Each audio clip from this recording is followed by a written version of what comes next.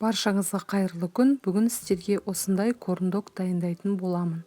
Қажетті заттарымыз сұйық май, шұжық, ас содасы, разрыхитель, тұз, спашка, жұмыртқа, сүт және де ұнымыз қажет.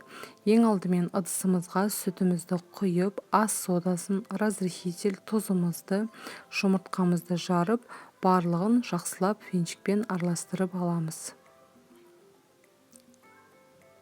Одан кейін біртіндеп ұнымызды салып, тағыда жақсылап араластырып алуымыз қажет.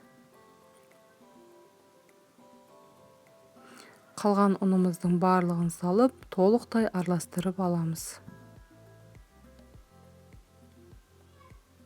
Яғни біздің қамырымыз осындай сұйықтықта болып шығады.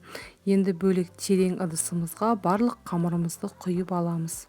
Бөлек кастрөлімізге сұйық майымызды құйып, орташа отта майдың қызғанын күтеміз. Спашкамызды алып, шұжығымыздың дәл ортасынан пісіп, құйылып тұрған қамырымызға, яғни барлық жерін толықтай малып алуымыз қажет.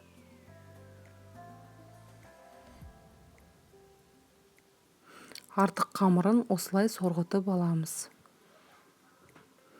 Қызып тұрған майымызға қолымызбен айналдыра отырып, барлық жерін, яғни қызарғанша пісіріп аламыз.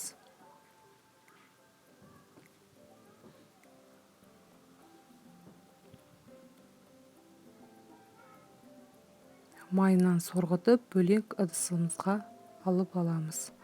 Корндогымыз бізде дайын болды. Өте дәмді әрі тойымды болып шығады.